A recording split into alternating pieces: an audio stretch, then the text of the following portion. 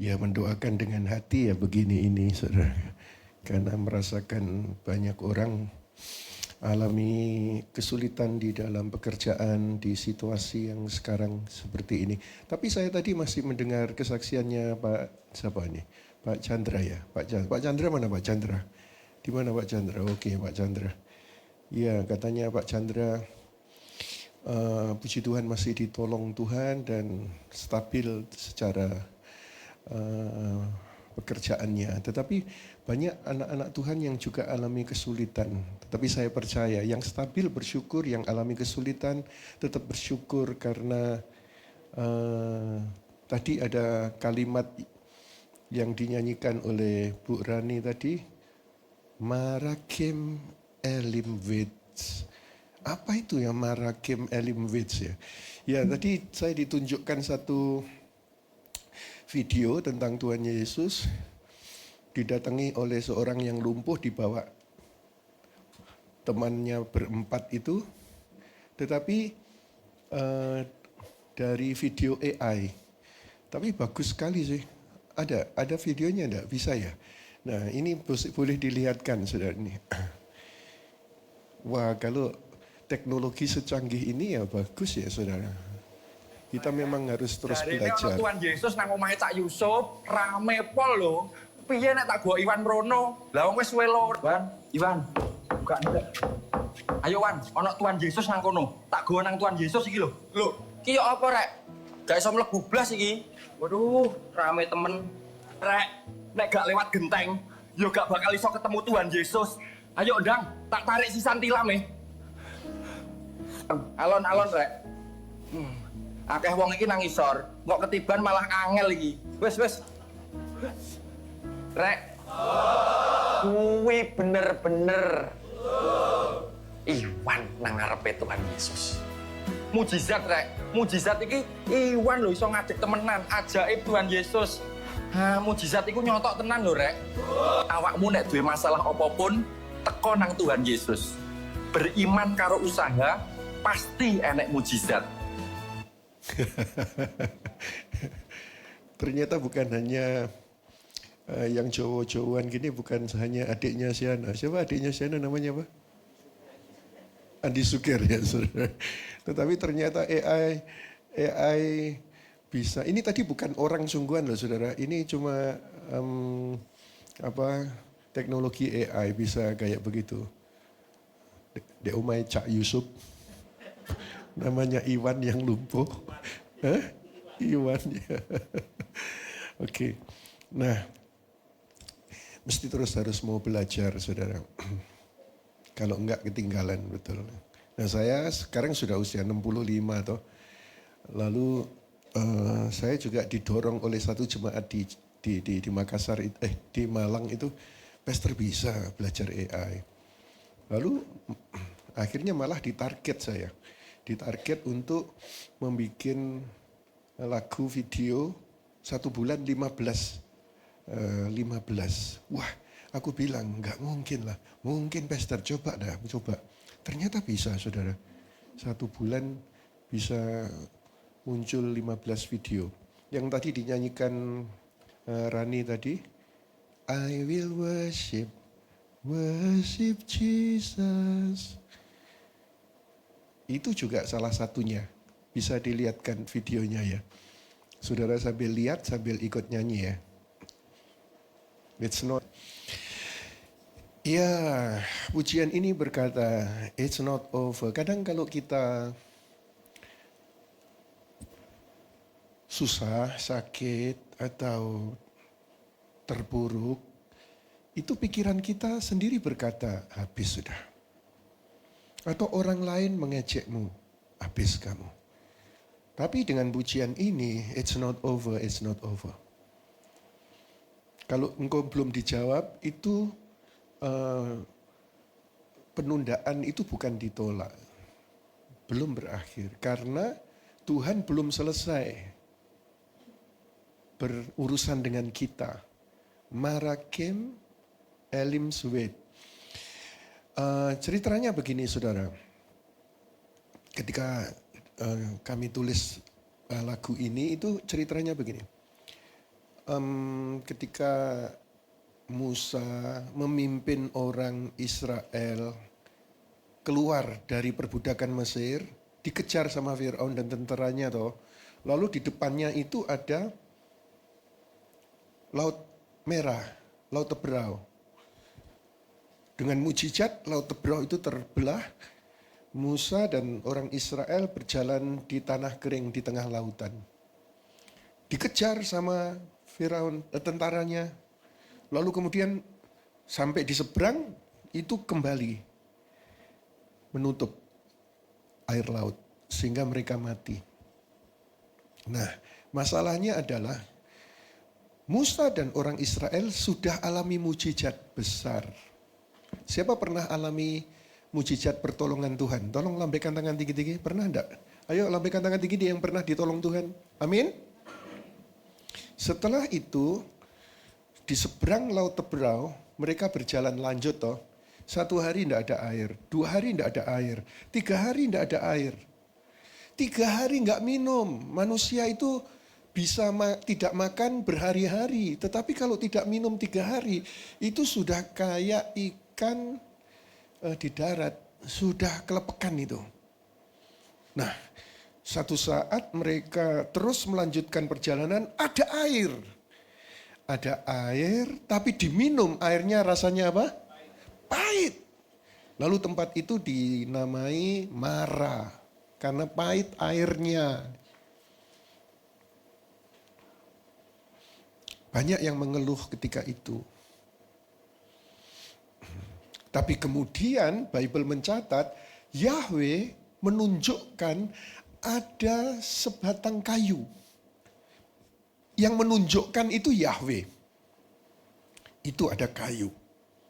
Lalu Musa percaya Yahweh. Dia ambil kayu itu.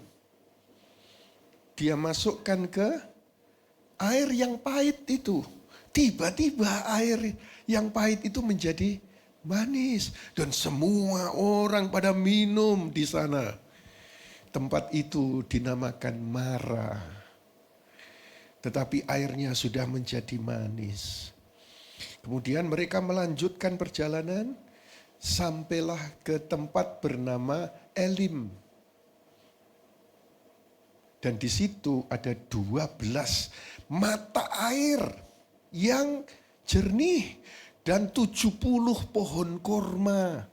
Sehingga mereka enggak kehausan lagi, ada 12 mata air. Dan mereka makan kenyang dari 70 pohon korma. Sehingga kami tuliskan di pujian ini, Marakim Elim's Wit. Kalau ada dari antara saudara yang hari-hari ini, semua orang mengakui, dunia mengakui, situasinya sedang sulit. Mungkin saudara sedang mengalami pahit dalam pekerjaanmu atau rumah tangga atau dalam kehidupanmu, mungkin ada dalam kesehatan. Jangan berhenti di Mara. Marakim Elimwitz. Teruskan percaya Yesus. Karena di sono itu ada menunggu 12 mata air, 70 pohon kurma. Kepahitan diganti dengan kelimpahan. Saya percaya tidak ada yang mustahil bagi Tuhan. Menuntun kita, menolong kita semuanya. Katakan amin. Katakan amin. Ya, puji Tuhan. Dan saya sendiri bersyukur dengan semakin canggihnya teknologi. Seperti lagu kayak begini saudara, ini nanti akan diproduksi banyak. Lagu ini pernah saya putar di mobil saya. Ada seorang ibu yang suaminya sedang sekarat gitu. Dengar lagu ini langsung dikuatkan saudara. Nangis dia di belakang mobil ini. Nangis dia. It's not over, it's not over. Nah sekarang saya sampaikan kepada saudara, siapapun saudara. Ketika engkau alami kesulitan apapun, belum berakhir. Karena Tuhan masih berkarya. Sanggup menolong kita semua. Maramu dirubah menjadi Elim. Yang pahit dirubah menjadi kelimpahan. Kita tepuk tangan bagi Kristus Yesus Tuhan. Katakan amin. Oke. Hari ini saya akan sampaikan satu kata dalam firman Tuhan ini, yaitu worship. Katakan bersama saya, worship, 1, 2, 3. Ada satu peristiwa di Bible tentang peperangan Yehuda melawan 3 kelompok besar bangsa, Amon, Moab, dan Seir. Seir ya, kalau di Surabaya Seir ya. Kalau Seir dulu murah harga tanahnya. Begitu ditembus tol, sekarang tinggi sekali harganya. Itu Seir ya. Kalau yang ini Seir, sebuah pegunungan, di situ banyak pasukan, namanya Seir. Seir, Amon, Moab. Itu memerangi Yosafat yang jadi raja Yehuda. Yosafat ketakutan luar biasa.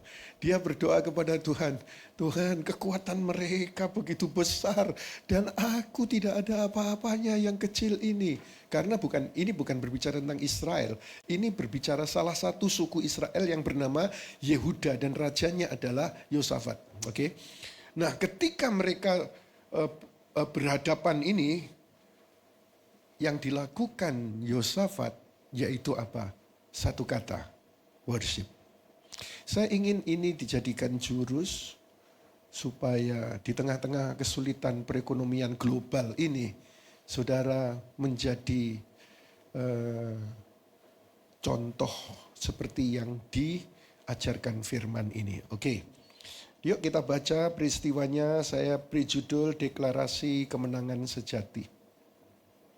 Di 2 Tawarikh pasal 20 ayat 12b katakan, kami pun tidak mengetahui apa yang harus kami lakukan, tetapi mata kami tertuju kepadamu. Itu kata Yosafat. Kami nggak tahu apa lagi nih. Banyak hari-hari ini orang yang berkata begitu, nggak ngerti lagi. Usaha ini sudah tak coba tutup, usaha ini sudah tak coba gagal. Saya baru membaca berita di Bekasi ya, saudara. Job Fair Bekasi. Yang daftar, mereka mencari 2.000 tenaga kerja. Yang daftar berapa saudara? 25.000 loh.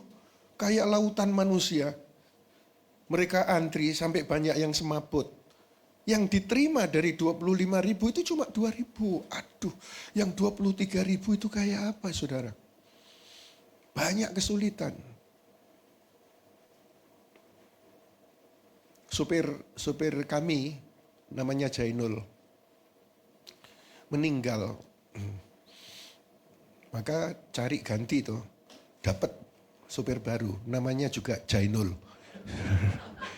Hebat itu. Jadi Jainul wafat, tadi yang nganter ke sini sama saya Jainul, sampai orang pada bingung, loh katanya mati, iya ini hidup kembali. Bukan hidup kembali, tetapi memang itu namanya Jainul sungguhan ini.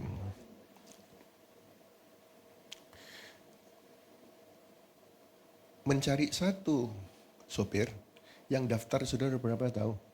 100 lebih. Orang pada cari kerja sekarang ini susah. Diumumkan toh di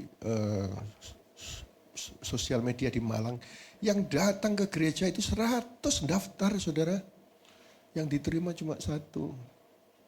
Jadi memang betul-betul sekarang ini muncul kesulitan-kesulitan. Tetapi saya harapkan tuntunan firman ini bisa menjadi jurus bagi kita, worship. Yuk kita melihat sekarang. Ketika itu Yosafat berkata demikian, kami tidak mengetahui apa yang harus kami lakukan. Tapi kemudian jurus yang dia kerjakan adalah walaupun Yosafat belum menang, tapi dia percaya dulu. Masalahnya masih banyak, musuh masih ada, tapi iman percaya itu mendahului kemenangan. Yang pertama, kemenangan itu dimulai saat kita percaya, bukan saat masalah selesai. Ini banyak yang tidak diketahui. Orang Kristen beranggapan kalau disebut kemenangan itu berarti ketika masalah sudah teratasi. No, bukan itu saudara. Yang benar adalah Bible menyebutkan kemenangan itu dimulai saat kita percaya. Ketika saudara hadapi masalah, lalu kau percaya Tuhan bisa, itu sudah mulainya kemenanganmu. Mengerti, katakan amin.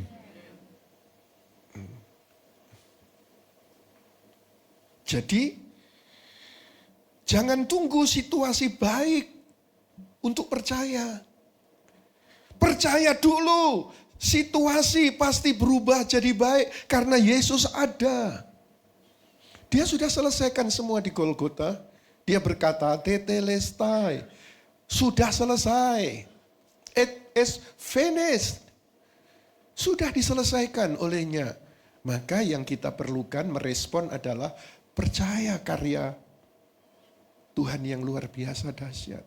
Percaya penyakitmu bisa disembuhkan, percaya rumah tanggamu bisa dipulihkan, percaya ekonomimu bisa ditopang, percaya engkau bisa menyelesaikan hutang dalam nama Yesus. Percaya, katakan amin.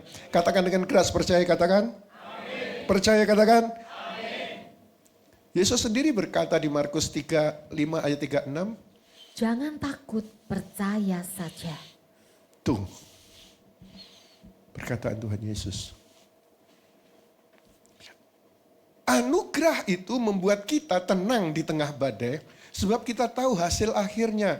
Yesus menang dan kita pun menang bersamanya.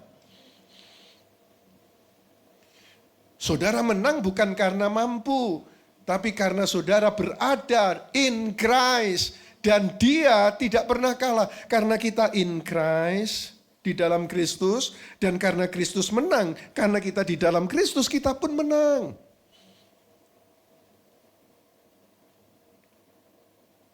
Faith isn't believing God can. It's knowing He will. Iman itu bukan hanya percaya Tuhan bisa, tapi engkau tahu bahwa Dia mau menolong anak-anaknya. Semua kita ini anak-anak Tuhan. Dia adalah pencipta Bapa kita.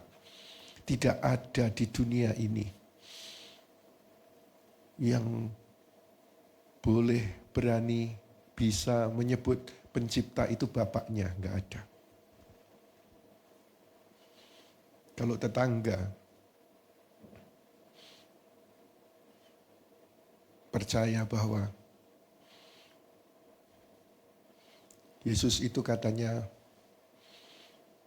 Islam, karena Yesus bersahadat, karena Yesus doanya sujud, karena Yesus menyebut dirinya utusan, persis sama Islam. Sehingga tetangga berkata, Yesus itu Islam. Tapi semua statement itu menjadi hancur. Sebab Yesus memanggil pencipta itu apa? Bapa. Dan mereka haram menyebut Allah itu Bapa, haram. Maka dengan kata lain, patah argumentasi mereka bahwa Yesus itu Islam.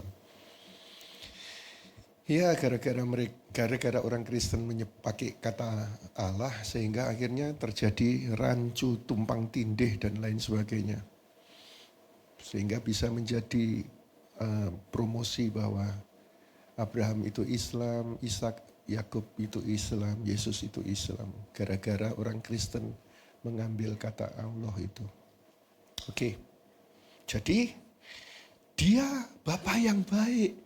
Kita anak-anaknya. Itu yang pertama ya saudara. Yang berikutnya yang saya ingin sampaikan kepada saudara adalah kemenangan itu terjadi saat kita menyembah. Bukan saat tak ada lagi masalah. Kemenanganmu, kemenanganku mulai saat kau percaya. Terjadi saat kau menyembah. Ayat 21 dari 2 Tawarikh 20. Sesudah ia berunding dengan rakyat, keluarlah ia ke hadapan mereka yang dipersenjatai. Ia menunjuk mereka yang akan bernyanyi bagi Yahweh dan mereka yang sungguh-sungguh memuji dalam keindahan, kekudusan, serta mereka yang berkata, bersyukurlah kepada Yahweh karena kasih setianya untuk selamanya. Ketika mereka mulai dengan nyanyian dan pujian, Yahweh membuat penghadangan terhadap Bani Amon dan Moab, juga orang-orang dari pegunungan Seir yang telah datang menyerang Yehuda, mereka pun terpukul kalah. Kemenangan itu mulai saat kita percaya, kemenangan itu terjadi saat kita menyembah. Lihat di situ tadi ada Amon, Moab dan orang-orang pegunungan Seir. Mereka ini musuh gitu saudara. Dan Yosafat ini kecil karena cuma satu suku yaitu Yehuda. Tapi ketika Yosafat disuruh lalu kemudian menyembah dan dia menyembah. Pertama orang-orang pegunungan Seir ini yang menyerang Amon dan Moab. Tarung mereka diserang oleh orang-orang pegunungan Seir. Kelabakan mereka, Amon dan Moab. Dan kemudian mereka berdua salah paham. Saring selang. Wah, Amon menyerang Moab, Moab menyerang Amon. Akhirnya tarung mereka bertiga ini. Rombongan besar loh saudara. Matilah mereka. Dan yang dilakukan oleh Yosafat menyembah bersama dengan rakyat Yehuda loh. Disuruh menyembah. Tadi saya bincang-bincang dengan Pak Stefanus ya. Pak Stefanus tadi ngomong begini. Kadang kita ini orang Kristen itu memanfaatkan Tuhan. Padahal sebetulnya kita ini untuk Tuhan. Bukan kita memanfaatkan Tuhan. Tuhan disuruh ini, Tuhan disuruh itu. Tuhan mau kita maunya gini, Tuhan harus nurut kita begitu. Bagus tadi kalimatnya Pak Stefanus ini kayaknya sudah saatnya khotbah dia ini. Seringkali kalau saya di bawah itu ya saudara, saya banyak diberi masukan-masukan dan saya ini orangnya kan open minded toh saudara. Mendengar pemula khotbah pun saya akan bisa dengar. Apalagi mendengar statementnya Pak Stefanus tadi. Banyak orang Kristen itu memanfaatkan Tuhan. Padahal kita ini mestinya hidup untuk Tuhan. Disuruh apa? Disuruh setia, disuruh ibadah, disuruh begini, pelayanan. Mestinya kan kita ini kan milik Tuhan, kata Pak Stefanus. Yo, nanti ganti kamu tak khotbahi. Ya saudara. Nah, kita ini disuruh menyembah. Jangan hanya jangan punya mindset yang keliru. Tuhan itu dimanfaatkan oleh semua orang percaya, bukan. Tuhan mau semua kita menjadi penyembah. Waktu Yosafat menyembah, Tuhan yang kirim penyergap. Mereka saling tarung dan penyembahan itu bukan hiburan rohani, tapi senjata peperangan.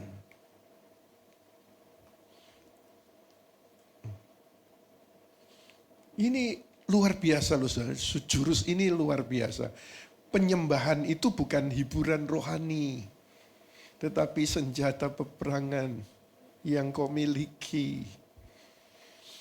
Banyak orang yang sudah alami pertolongan dengan tuntunan Tuhan melalui penyembahan itu. Sebab itu saya mengajak saudara hari Kamis, saya akan datang lagi ke sini untuk memimpin penyembahan. Selama 1,5 jam, jam 7 hari Kamis, saudara datanglah tepat jam 7, lalu menyembah. Saya dari lagu pertama sudah di mimbar, lalu WL-nya tetap ada. WL-nya yang pilih lagu. Lalu ketika itu saya yang memimpin penyembahan, menuntun, memberikan kalimat-kalimat firman, memberikan cerita biblikal, lalu kita menyembah lagi. Wah, banyak yang terberkati saudara. Di Malang kami sebutnya Now. Now itu NOW itu Night of Worship. Saya rindukan nanti hari Kamis di sini menjadi NOW, Night of Worship. Jadi kalau minggu ini kan celebration toh. Tetapi kalau itu memang intimasi. Terus saudara menyembah. Karena apa? Penyembahan itu bukan hiburan rohani, tapi senjata peperangan di masa sulit ini. Wah, kalau saudara diberi firman tentang Yosafat menyembah, lalu saudara praktekkan nanti hari Kamis, siapa tahu musuh-musuh yang begitu besar, penghalang rintangan yang nampaknya nggak mungkin teratasi, tiba-tiba mujizat dinyatakan, keajaiban terjadi, yang mustahil menjadi mungkin. Katakan amin. Boleh dilihatkan jemaat di Malang yang saya kasih mic. Ketika selesai ibadah, beberapa sudah pulang, lalu saya kasih mic. Kenapa kok kamu setia di hari Rabu doa Night of Worship ini? Lalu si A ngomong begini, si B ngomong begini. Itu yang akan saya lakukan nanti hari Kamis. Bisa ditunjukkan ya, silakan.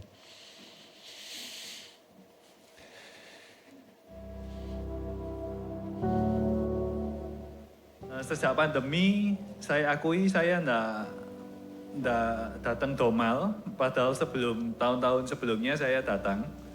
Tapi sejak saya merasakan di Now ini, di Night of Worship, saya merasa dijamah sekali sama Tuhan, dan ini beda sekali dengan ibadah hari Minggu.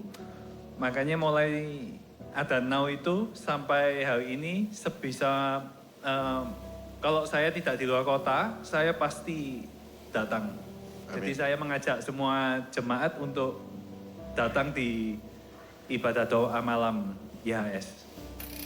Dari ibadah malam ini khususnya Night of Worship, puji Tuhan saya merasakan kelegaan dan merasa dilawat oleh Tuhan. Dan mungkin dari sepanjang minggu itu kesibukan bekerja, pelayanan dan lain-lain itu membuat kita susah fokus untuk menyembah Tuhan. Tapi ketika kita mengkhususkan waktu di satu malam ini untuk menyembah di Night of Worship, itu kuasanya sangat luar biasa dan bisa memberkati di sepanjang minggu. Ada Night Worship ini saya menyala lagi, di rumah pun kepingin deket Tuhan terus. Saya bangkit, roh jiwa dan tubuhku itu ingin deket sama Tuhan. Ya itu aja, apa bedanya yang minggu sama yang ini memang luar biasa. Saya merasa di dalam ibadah Night Worship ini luar biasa, lawatan Tuhan terjadi, kuasa Tuhan terjadi, mengalami pemulihan, kekuatan yang baru di dalam ibadah Night Worship ini. Kalau di hari Minggu itu kita punya kesempatan untuk memuji. Kalau di Night of Worship ini kita punya kesempatan untuk menyembah lebih. Night of Worship makin hari makin luar biasa. Saya mengajak saudara semuanya sempatkan Rabu untuk datang menikmati hadirat Tuhan. Dan saya jamin saudara semuanya tidak akan pernah kecewa. Ayo datang. Ya, semua mereka yang berbicara tadi tidak ada satupun yang full timer, sehingga betul-betul dari jemaat pada umumnya dan bahkan dari para businessmen, elders, mereka merasakan beda dengan ibadah hari Minggu. Saya menunggu saudara nanti hari Kamis, karena situasinya sedang luar biasa. Di luar kesulitan, mesti saudara ekstra luar biasa di dalam menyembah Tuhan. Setuju katakan amin? Enggak boleh biasa-biasa. Tidak ada perubahan, akan bisa terhempas. Saya rindu supaya hari-hari ini jemaat militan di dalam menyembah. Yesus sendiri berkata, Bapa mencari penyembah di dalam roh dan kebenaran, kata Yesus. Tapi kalau tulisan Ibrani itu kan kebalik toh saudara. Saya katakan, saat kamu menyembah dalam roh dan kebenaran, Bapa mencari orang seperti itu. Kalau kalimat yang tadi, Bapa mencari orang yang menyembah di dalam roh dan kebenaran. Jadi enggak ada orang yang menyembah dalam roh kebenaran, lalu diharapkan muncul orang yang menyembah dalam roh kebenaran. Tetapi teks ini bermakna ketika engkau menyembah dalam roh dan kebenaran, Bapak cari yang begini. Ketika kayak Yosafat, Bapak Yahweh mencari yang begini. Dan yang tidak mungkin terjadi, kemenangan tanpa perang, terjadi akhirnya. Itu luar biasa saudara. Tapi saya perlu garis bawahi, under grace, penyembahan itu bukan upaya menyentuh hati Tuhan supaya dia mau bantu kita. Bukan. Penyembahan adalah respon kita terhadap anugerahnya yang sudah terlebih dahulu tersedia. Yesus sudah berkata di Golgota, sudah selesai. It is finished. Tetelestai. Sudah selesai. Sebab itu responi dengan penyembahan. Itulah yang Tuhan mau. Jadi setiap kali kita menyembah, kita sedang sinkron dengan kemenangannya. Bukan mencoba memohon-mohon kemenangan. Dia sudah menang saudara. Tetapi di era anugerah ini, penyembahan itu bukan alat negosiasi. Tapi ekspresi hati anak yang tahu bahwa bapaknya sudah menangani segalanya di balik layar. Jadi engkau bisa berkata begini, aku menyembah bukan supaya ditolong. Tapi karena aku yakin Yahweh sudah bekerja lebih dulu menolong. Sebab itu aku menyembah. Menyembah dalam roh dan kebenaran itu yang dicari Bapa. Dan ketika Bapa melihat kebutuhanmu, oh musuhnya kok gede-gede ya. Persoalannya kok pelik-pelik ya. Kesulitannya kok banyak ya. Dia turun tangan menyergap semua musuh-musuh itu dan Yosafat berkemenangan. Gambarannya begini saudara. Kalau penonton di stadion sepak bola itu nyanyi yel-yel, mendukung pemain, maka pemain di lapangan jadi semangat ya. Betul tidak ya saudara? Wah, heboh gitu saudara. Kalau kita menyembah tim surga, jadi tambah semangat kita saudara-saudara. Tambah semangat gitu. Dan memang kemenangan sudah direbut oleh dia. Dan kita di dalam dia pun meraih kemenangan itu. Terakhir sekarang. Kemenangan itu diterima karena anugerah, bukan karena effort. Bukan karena kita hebat.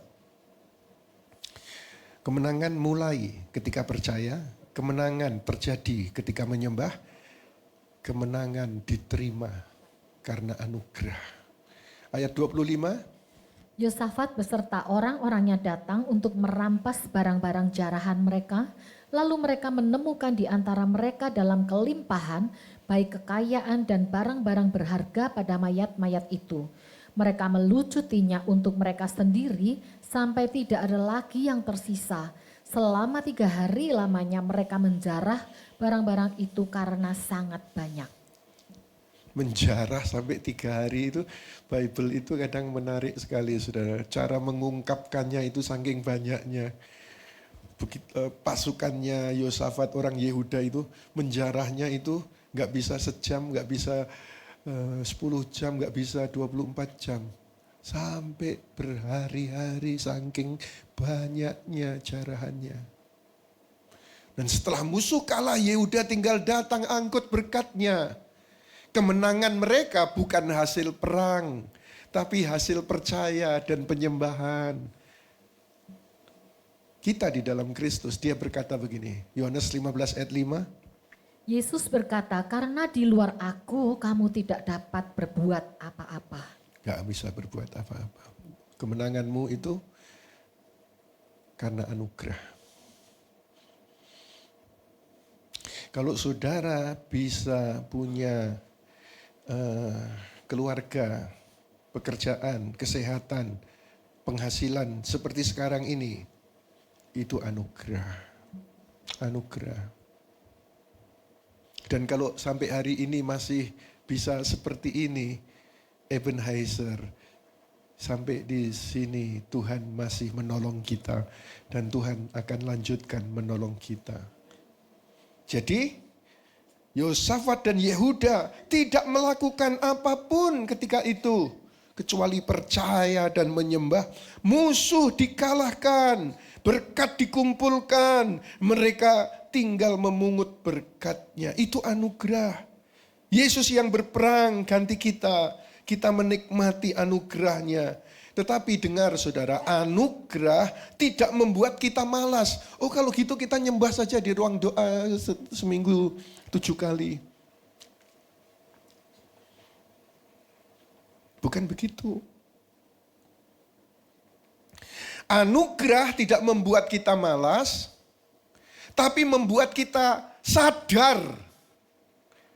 Segala sesuatu yang baik datang karena Dia yang memberikannya, bukan karena kita yang mengejarnya.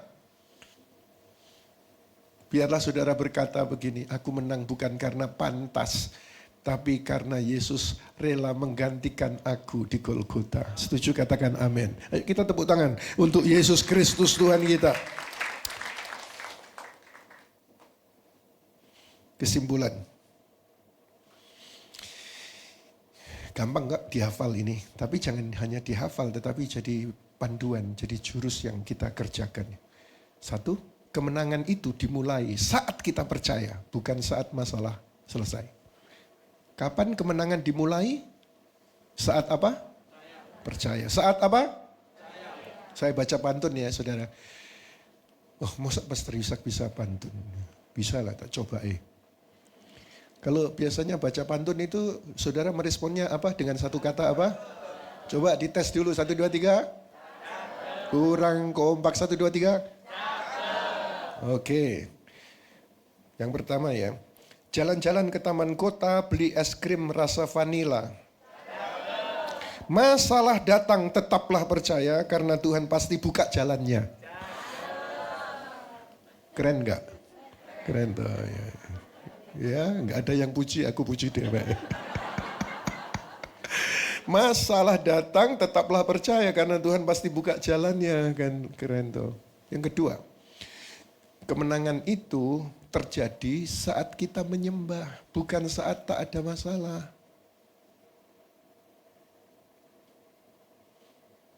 Karena itu saya mengajak saudara. Memang hari-hari ini memang ada yang ganjil-ganjil kok saudara. Gimana bisa terjadi krisis global kayak begini? Gimana Trump bisa nyerang Indonesia dengan kasih tambahan berapa persen untuk impor dari Amerika, berapa persen Pak? 32%. Ditambah 10 lagi. Sekarang Pak Prabowo lagi mau ke Amerika katanya. Gimana kok aku mau impor kok begitu mahalnya sekarang? Gara-gara Indonesia ikut anggota BRICS. Ya kalau saudara nggak paham ini ya, nggak apa-apa, nggak dosa saudara. Karena ini urusan perekonomian itu. Memang banyak ganjil-ganjil. Terus ini nanti sampai bulan Agustus, bumi jaraknya dengan matahari itu juga jauh, mataharinya jadi jauh, jadi adem terus ini sampai bulan Agustus. Nggak tahu kalau di Surabaya. Ini memang jaraknya jauh dari berapa itu ya, sudah dari 70 berapa gitu menjadi 133 jaraknya antara bumi dengan matahari tambah jauh. Ini ada kejadian-kejadian yang serba aneh, maka saudara dengan Tuhan itu mesti harus gila dalam tanda kutip, habis-habisan dengan Tuhan dalam tanda kutip, menyembahnya juga habis-habisan, saudara melayani juga habis-habisan. Siapa tahu ini tanda-tanda akhir gitu. Nah, kalau saudara habis-habisan lalu dipanggil Tuhan, pas Tuhan pas datang kan keren. Oke. Yang kedua ya. Tadi pantunnya sudah yang kedua. Tunggu pantun kedua. Minum kopi di pagi hari sambil baca Mazmur penuh sukacita. Menyembah Tuhan setiap hari karena Dia yang lawan musuh kita. Cakep toh, sungguhan cakep toh. Ya, oke. Ya, yang ketiga sekarang terakhir ya. Kemenangan itu diterima karena anugerah, bukan karena kita hebat. Enggak, saudara. Banyak yang lebih hebat darimu. Banyak yang lebih punya pengalaman darimu. Banyak yang lebih punya modal dan punya koneksi dengan pejabat-pejabat lebih darimu. Tetapi kau sekarang bisa berhasil. Itu karena anugerah. Bukan karena kita hebat. Lebih keras lagi, ke pasar beli semangka, bonusnya dikasih pepaya. Menang bukan upaya kita, tapi anugerahnya yang luar biasa. Ayo kita bersorak-sorai meriah bagi Kristus Yesus Tuhan. Oke, yuk kita berdiri bersama-sama. Worship kita biarlah percaya kepadanya dalam penyembahan.